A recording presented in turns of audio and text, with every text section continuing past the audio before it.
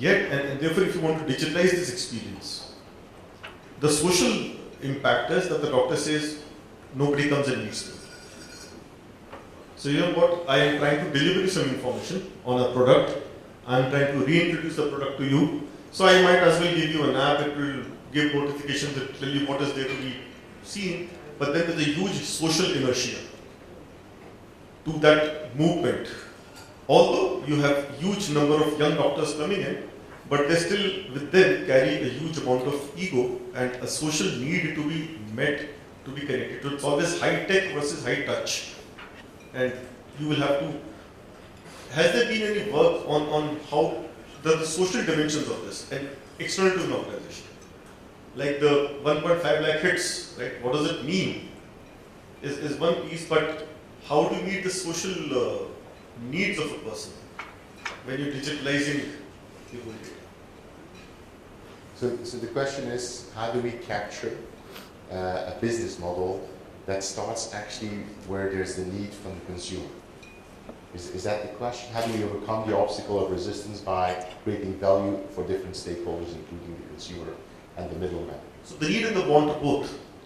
The need is, I need education on the product. The want is, I need to be personally dealt with. Well, those both gentlemen know a lot about must-have products and must-have services. They're both strategic in marketing and go-to-market strategies. So I think there's a couple of examples there, Dr. Kumar. Well, you know, the thing is, what he's talking about is that, you know, sometimes as technology people, we forget the human needs, right?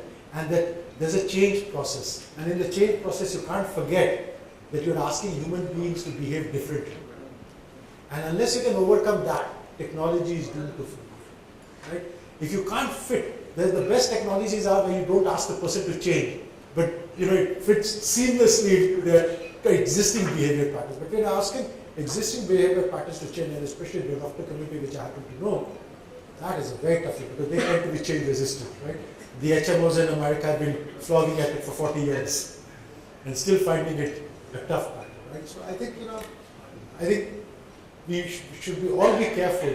But you know, what you are saying is also that data challenges people, data challenges the decision maker because their power is suddenly at risk. Right? Because suddenly I knew it all and nobody could question my decision. Now any kid can say, but the data doesn't say this, right? So, you know, you can expect some wariness over there, right? Because suddenly you are open to questions from everybody, which earlier you could say, well, you know, you are at the top, so you have more information and you have privileged information which I don't have.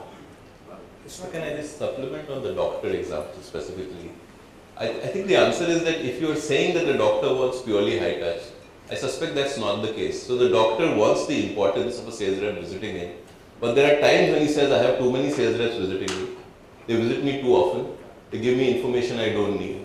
So within the high touch, if you can find the pain points and say, let's use tech first to take away the pain points.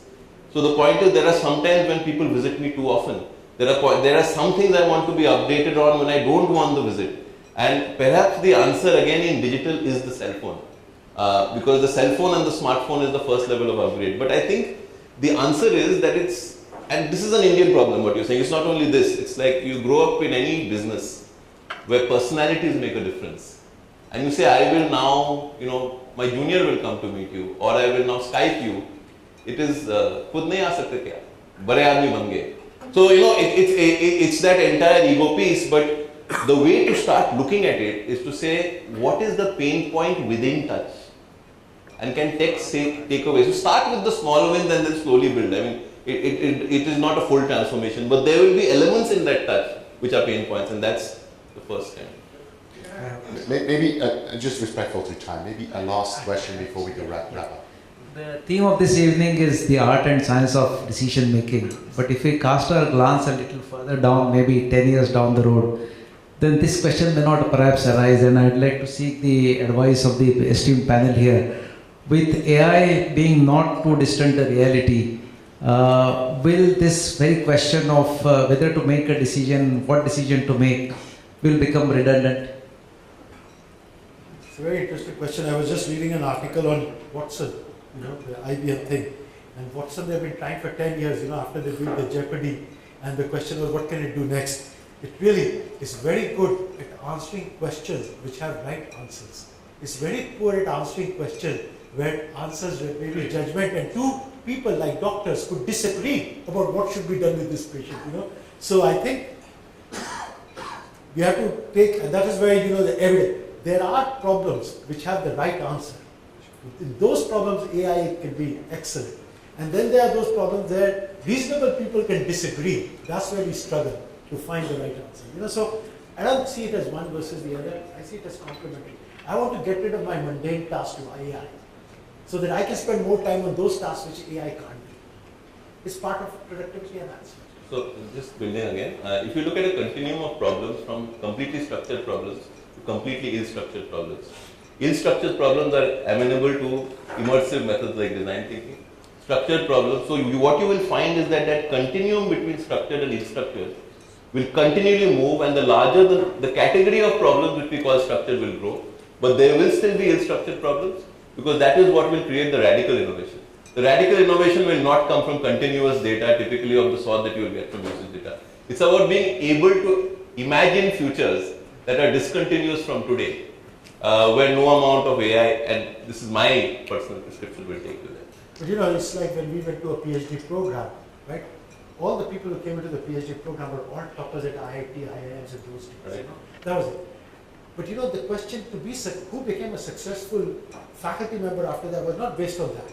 Who was how good at IIT? Right. It was based on, can you ask what is the right question? Very good. Right? Because if you gave them a question, they were excellent at giving you the answer. But a PhD program is about asking new questions which nobody's asked before. And there you had a different kind of personality. Completely. And some of it also perhaps, and this is a part, it is, we must give up power to have more power. And that I think is the dimension. Thank you. Great. Just you know, last comment here. Korn Ferry had the chance to visit the factory of the future, Smart Factory. So we arrived there, and the owner introduced us to a gentleman with a dog. And they said, well, you know, this is a factory of the future, full with robots, and these are the only two employees here, this gentleman and his dog. So Korn Ferry said, wow, this is impressive. So what does this gentleman do here then amongst all these robots? This gentleman is here simply to feed the dog. I said, yeah, but what's the dog doing here then? Well, it's to avoid that the gentleman will steal the robots. So, Smart Factory, I think that this has been a great debate so far. I think, Warren, do you like to summarize it in 60 seconds? What are the major takeaways here? And then, you know, we can further mingle and have a discussion amongst us. And if the panel members have a little bit more time, Dr. Nirmalya flew in today from London, so he went back and forward, must be jet lagged, but, you know, very welcome to the Tea for Drinks. Warren? Peter, I think I've got the biggest challenge of all to try and summarise that conversation in 60 seconds. But I'm a senior client partner with Korn Ferry. I'm also an adjunct professor with the Business School at Curtin University. I studied at London School of Economics, and I'd have to say that we've got an outstanding panel, and I am in awe of the academic and the corporate and the insight that our two panelists brought tonight. And when you think about London School of Economics, Harvard, London Business School, Kellogg, and Carleton, Minnesota, there's just a tremendous pedigree of speakers that we've had this evening. So I think the biggest challenge I've got, and we were sent challenges tonight, is not only just a summary, but the challenge in which we actually manage change. And I think, you know, we navigated our way. I thought I was on a safari there for a while as we talked about ecosystems and hippos. But I think the real message came through about our ability to accommodate change and start to question some of the norms. And we heard about the power of information is likely to be at the bottom of the organisation, not at the top. We heard about the change in hierarchy and the reporting structures we've had in the past. We also talked about digital-born babies, and that's going to be a big challenge. And I certainly took a message, and I've no doubt with two children of my own, I'm going to be the least influential in parenting those. And the power of the smartphone just was reinforced by Dr. Banerjee and Dr. Kumar. But I think we also heard from the floor, and I'm acutely aware, I stand between you and the rest of Cocktails, and many of you have been with us all day, and I appreciate that on behalf of Korn Ferry, is that the role of analytics and data, and I think there are some statistics that tell us very positively that those who can access data and do the right data are 2 times more likely to be in the top quartile of performance, 5 times more likely to make a fast decision, 3 times more likely to execute it in the way it was intended. So I think there's some challenges there as well. But coming in here tonight, we also talked about the role of human and machine interface and the role of digitisation, and we had a question around automation. And I think one of the big challenges we have as leaders is how do we manage that? And a recent survey of 2,000 executives, 9 countries, 9 industries, 78% believed that they were going to have to manage machines and people working alongside each other. And what was interesting is 71% believed that within the next 3 years, they were more likely to invest training into the machines than they were into their people. So that's a massive paradigm shift from where we've come from. So I have no doubt that our 2 speakers have given us a lot to think about. And I guess we're all at that cusp of, are we ready for another paradigm shift?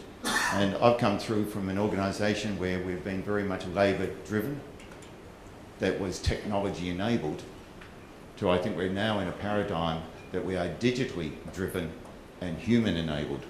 So I'd like to leave those thoughts there, Peter.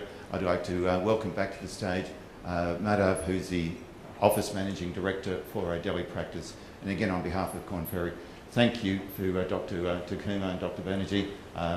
An outstanding panel. Thank you, Peter, for facilitating it, and also to our guests. Thank you. Thank you, Warren. Gentlemen and ladies, I think that brings us to the end of the conversation, but drinks will continue, snacks will continue. And before I close, I must say that big thanks to Navneet, our chairman, and the sponsor for the evening. Navneet, thanks for helping us host this. A big thank you to the panelists and to Peter for doing such a great job here. But before I let you all move, here is something that I'd like to hand over to the panelists on behalf of Korn Ferry.